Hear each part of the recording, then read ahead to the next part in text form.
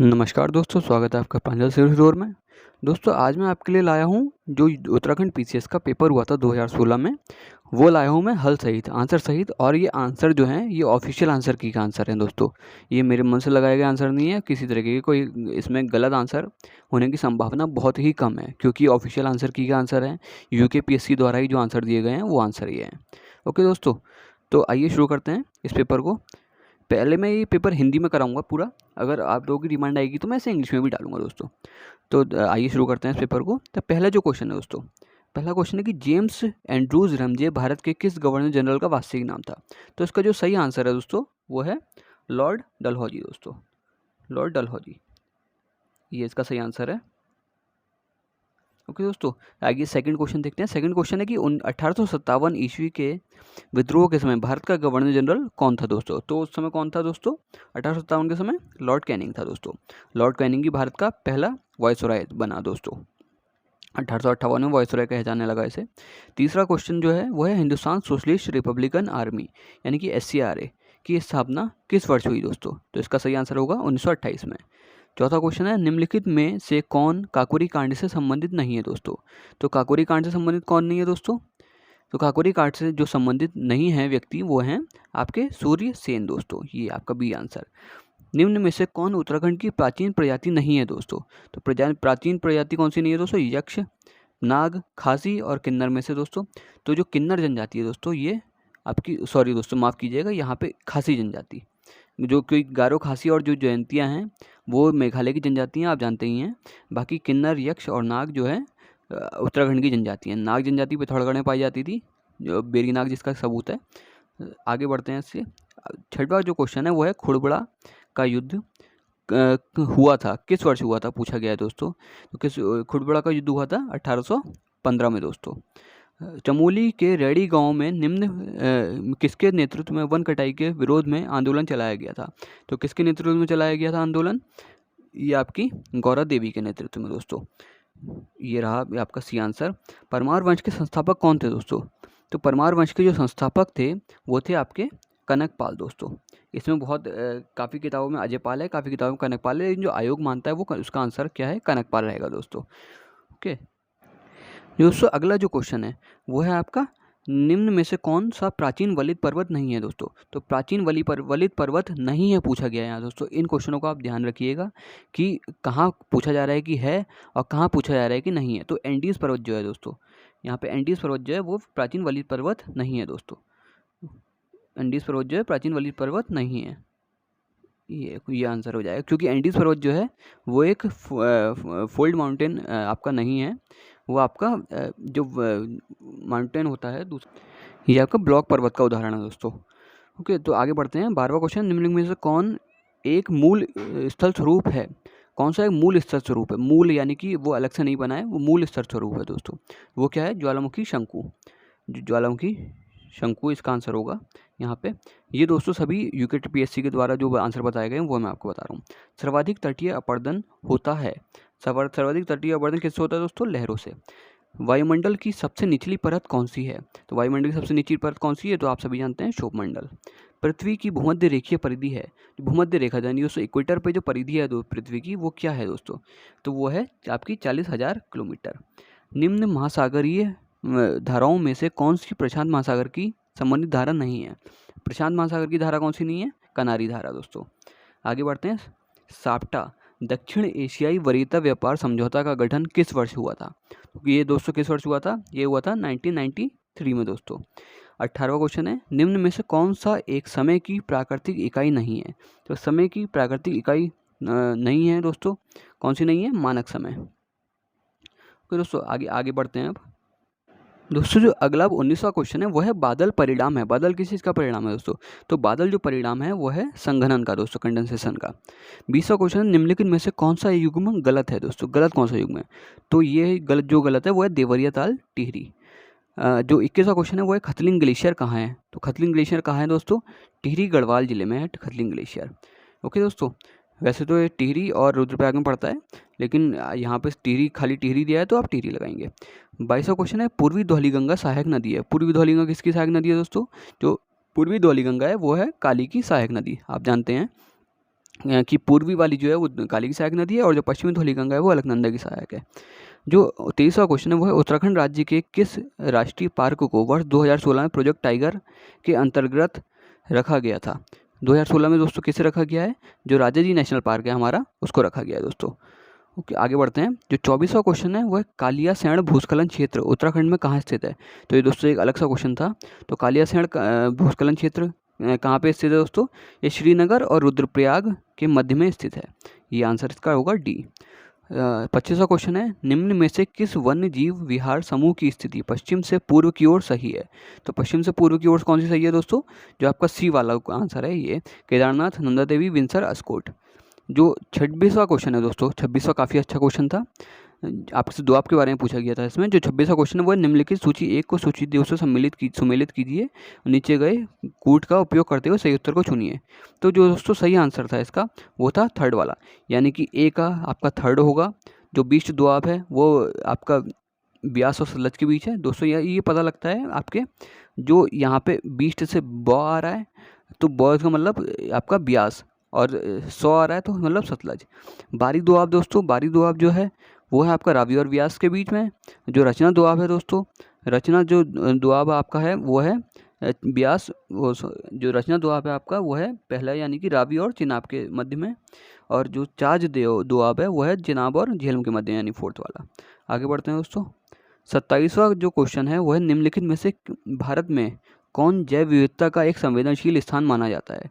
तो जैव विविधता का संवेदनशील स्थान कौन सा माना जाएगा, या को माना जाएगा पश्चिमी घाट। आपको लोग जानते हैं कि पश्चिमी घाट में सबसे ज़्यादा जैव विविधता पाई जाती है भारत के अंदर।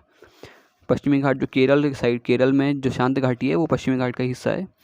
कोपेन, और 28वां क्वेश्चन है कोपेन के जलवायु वर्गीकरण के अनुसार निम्न में से कौन सा उत्तरी बंगाल सहित उत्तर पूर्वी भारत का उपयुक्त वर्णन है। तो इसका आंसर क्या होगा दोस्तों, जो इसका आंसर है वो है शुष्क सर्दी सहित आर्द्र उपोष्ण जलवायु। तो आप जानते ही हैं शुष्क सर्दी जो आर्द्र उपोष्ण जलवायु है वो पाई जाती है यहाँ पे उन क्षेत्रों में। आइए आगे बढ़ते हैं। अब जो अगला क्वेश्चन है दोस्तों वो है सूची 1 को सूची 2 से सुमेलित कीजिए तथा नीचे गए कूट का उपयोग करते हुए सही उत्तर को चुनिए। तो इसमें आप एक तरफ आपको उद्गम क्षेत्र दिए गए हैं और दूसरी तरफ नदियाँ दी गई हैं। तो कौन सी नदी कहाँ से उद्गम होती है ये आपको बताना है इसमें दोस्तों। तो जो इसका आंसर होगा वो होगा आपका बी वाला दोस्तों। ये आपका बी आंसर होगा, यानी पहला का 1, दूसरा का दूसरा, तीसरे का तीसरा, चौथे का चौथा। यानी कि दोस्तों ब्रह्मगिरी की पहाड़ी से कावेरी नदी निकलती है। ब्रह्मगिरी की पहाड़ियाँ आपको मालूम ही होंगी कि कर्नाटक में पड़ती हैं। बेरीनाग सोता झरना से आपको झेलम नदी निकलती है। बेरीनाग से आपको जो झेलम नदी निकलती है मालूम ही होगा आपका। महाबलेश्वर से कृष्णा नदी निकलती है। महाबलेश्वर महाराष्ट्र में पड़ता है दोस्तों। छोटा नागपुर पठार से सुवर्णगिरी रेखा नदी निकलती है। ओके दोस्तों, तो आगे बढ़ते हैं। जो 30वां क्वेश्चन है वो है प्रायद्वीपीय भारत में सबसे लंबी नदी कौन सी है दोस्तों। तो काफ़ी बार आ चुका है क्वेश्चन, प्रायद्वीपीय भारत में सबसे लंबी नदी कौन सी है दोस्तों, वो है आपकी गोदावरी नदी दोस्तों, वो है आपकी गोदावरी नदी। आइए आगे बढ़ते हैं। अब अगला जो क्वेश्चन है वो है भारत में जो ये अगला क्वेश्चन है आपका, ये है भारत में सर्वाधिक सिंचाई विस्तार वाला राज्य है। सर्वाधिक सिंचाई विस्तार कहाँ होता है, प्रतिशत में पूछा गया है दोस्तों। तो आप ध्यान रखिएगा, पंजाब प्रतिशत में होगा पंजाब, और वैसे सबसे ज़्यादा जो सिंचाई वाला राज्य है वो है क्षेत्रफल के हिसाब से उत्तर प्रदेश। तो अगला जो क्वेश्चन है वो है आपका भारतीय उपग्रह श्रृंखला जो दूर संचार के लिए प्रयोग में लाई जाती है वो है। तो वो कौन सी श्रृंखला है दोस्तों जो दूर संचार के लिए प्रयोग में लाई जाती है, वो है इनसैट श्रृंखला। दूर संचार के लिए हम जो भी रॉकेट भेजते हैं, जो भी सैटेलाइट भेजते हैं उसे इनसैट नाम दिया जाता है दोस्तों। दक्षिणी गंगोत्री क्या है दोस्तों, तो ये तो आपको सभी को मालूम होगा कि दक्षिणी गंगोत्री क्या है, अंटार्कटिक में भारतीय शोध केंद्र है दोस्तों ये। 34 क्वेश्चन देखते हैं। तमिलनाडु का समुद्र तट कहलाता है, जो तमिलनाडु है उसका समुद्र तट क्या कहलाता है दोस्तों। तमिलनाडु का समुद्र तट जो कहलाता है उसका नाम है कोरोमंडल दोस्तों। आप जानते ही हैं जो केरल वाला तट है उसे हम मालाबार तट कहते हैं। जो तमिलनाडु और आंध्र प्रदेश वाला तट है उसे हम मिला के क्या कहते हैं, कोरोमंडल तट कहते हैं। कोंकण तट आपका गुजरात में पड़ता है। ओके दोस्तों, और सरकार लिखा है यहाँ पे, वैसे सरकार उत्तरी सरकार तट कहते हैं उड़ीसा के तट को हम। ओके दोस्तों, तो आइए आगे बढ़ते हैं। अब 35 जो क्वेश्चन है वो है कौन सा राज्य समूह भाखड़ा नागल परियोजना से जल प्राप्त करता है। तो इसमें पूछा गया था कौन सा जल प्राप्त करता है दोस्तों।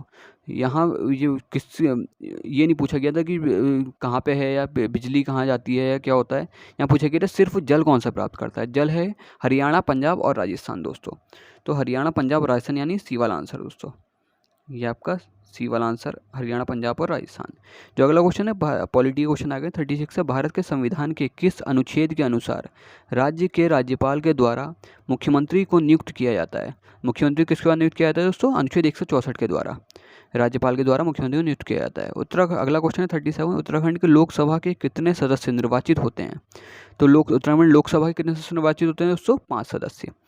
अगला क्वेश्चन है 38, उत्तराखंड की विधानसभा 2016 में मनोनीत सदस्य कितने हैं? तो ये था एक दोस्तों, और मैं आपको अभी लेटेस्ट अपडेट बता देता हूँ। जो आपका 104वां संविधान संशोधन किया गया है, कॉन्स्टिट्यूशन अमेंडमेंट किया गया है दोस्तों, उसके द्वारा अब क्या किया गया है कि विधानसभाओं से जो एक सदस्य उत्तराखंड में भी जो नामांकित होता था राज्यपाल के द्वारा, उसे हटा दिया गया है दोस्तों। तो अब 71 विधायक नहीं रहेंगे, 70 विधायक ही रहेंगे, क्योंकि एक जो अभी हैं हमारी विधानसभा में जो एक एंग्लो इंडियन को मनोनीत किया जाता था, उसको हटा दिया गया है। ओके दोस्तों, वो प्रावधान हटा दिया गया है। इसी तरीके से लोकसभा में भी आप जानते हैं अनुच्छेद 331 के द्वारा जो 2 एंग्लो इंडियंस को मनोनीत किया जाता था, वो प्रावधान भी अनुच्छेद कॉन्स्टिट्यूशन अमेंडमेंट 104 के द्वारा हटा दिया गया है। तो अब कोई भी मनोनीत एंग्लो इंडियन नहीं होगा दोस्तों। ओके, तो ये थी लेटेस्ट न्यूज़। जो 39वां क्वेश्चन है वो है लाल बहादुर शास्त्री राष्ट्रीय प्रशासनिक अकादमी स्थित है, तो कहाँ स्थित है दोस्तों? ये तो आप जानते हैं, लाल बहादुर शास्त्री यानी कि LBS दोस्तों, हर एक किसी का सपना होता है यहाँ जाने का। तो LBS है मसूरी में। LBS की स्थापना कब हुई थी दोस्तों? आप मुझे कमेंट बॉक्स में जरूर बताइएगा। जो 40वां क्वेश्चन है वो है उत्तराखंड लोक सेवा आयोग के प्रथम अध्यक्ष कौन थे दोस्तों? तो उत्तराखंड आयोग के पहले अध्यक्ष जो थे वो थे NP नवानी जी दोस्तों। निम्नलिखित में उत्तराखंड की महिला राज्यपाल कौन थी दोस्तों? तो महिला राज्यपाल कौन थी उत्तराखंड की? मार्गरेट अल्वा, प्रथम पूछा गया है यहाँ दोस्तों, ठीक है, प्रथम मार्गरेट अल्वा। अभी भी जो राज्यपाल हैं वो महिला ही हैं, बेबी रानी मौर्य। ओके दोस्तों, तो अगला जो क्वेश्चन है 41, निम्नलिखित में से उत्तराखंड महिला, ये तो मैंने आपको करा दिया है शायद, हाँ ये आपको करा दिया गया है। आगे तो जो अगला क्वेश्चन दोस्तों 42वां क्वेश्चन वो है भारतीय संघवाद में विविधताओं में एकता को प्रोन्नत करने हेतु निम्नलिखित में से किन संस्थाओं को आवश्यक माना गया है? तो विविधताओं में एकता के लिए प्रोन्नत करने के लिए भारतीय संविधान में किन को जो आवश्यक माना गया है दोस्तों? तो वो हैं ये तीनों ही, आपके अंतर्राज्यीय परिषद और राष्ट्रीय विकास परिषद, आप जानते हैं NDC, और अंतर्राज्यीय परिषद का जो अध्यक्ष होता है वो आप मुझे बताइएगा। अंतर्राज्यीय परिषद का जो अध्यक्ष होते हैं वो प्रधानमंत्री होते हैं दोस्तों, और राष्ट्रीय विकास परिषद के भी सदस्य होते हैं वो होते हैं NDC। दूसरा ऑप्शन है वित्त आयोग एवं क्षेत्रीय परिषद। आप जानते हैं वित्त आयोग हर 5 साल में राष्ट्रपति अनुच्छेद 280 के द्वारा एक वित्त आयोग का गठन करता है। और क्षेत्रीय जो परिषद होती है, क्षेत्रीय परिषद 5 क्षेत्रीय परिषद में बांटा गया है हमारे देश को। तो उसमें जो क्षेत्रीय परिषद होती है उसका जो अध्यक्ष होता है वो होम मिनिस्टर होता है दोस्तों। तीसरा है एकल न्यायिक व्यवस्था और अखिल भारतीय सेवाएं। जो एकल न्यायिक व्यवस्था है दोस्तों हमारे देश में, यानी कि एकल न्यायिक व्यवस्था का मतलब है कि कोई किसी भी जो भी निर्णय होगा वो आखिरी नहीं माना जाएगा। जो सुप्रीम कोर्ट का निर्णय होगा वो आखिरी माना जाएगा, उसके ऊपर कुछ नहीं है दोस्तों। तो एकल नागरिक व्यवस्था का मतलब है सुप्रीम कोर्ट हमारे देश में है एक, जिसका निर्णय आखिरी होता है दोस्तों। जैसे कि अमेरिका में हर स्टेट का एक हाई कोर्ट होता है, तो उनका अपना निर्णय अलग अलग हाई कोर्टों का अलग अलग मान्य होता है दोस्तों। अलग अलग मान्य होने का मतलब है कि किसी एक 50 स्टेट है तो 50 हाई कोर्ट वहाँ होंगे, और हर स्टेट में उनका अपना हाई कोर्ट ही सबसे सर्वोच्च होगा दोस्तों। यहाँ पे हमारे देश में राज्यों में हाई कोर्ट सबसे उच्च नहीं होता दोस्तों, सुप्रीम कोर्ट सबसे उच्च होता है, क्योंकि राज्य का मतलब जो हमारे संविधान में कहा गया है वो है भारत में जो सबसे लास्ट हाई कोर्ट है वो है सुप्रीम कोर्ट। और अखिल भारतीय सेवाएं, अनुच्छेद आप जानते हैं कि अनुच्छेद 312 के द्वारा राज्यसभा अपने बहुमत के 2/3 से पारित करके अखिल भारतीय सेवाओं का सृजन कर सकती है। तो ये सभी जो हैं दोस्तों संघवाद में विविधता में एकता को दिखाते हैं, क्योंकि दोस्तों आप देखिए इन सब में क्या हो रहा है, जो आपका राज्य और केंद्र है दोनों की बात आ रही है दोस्तों।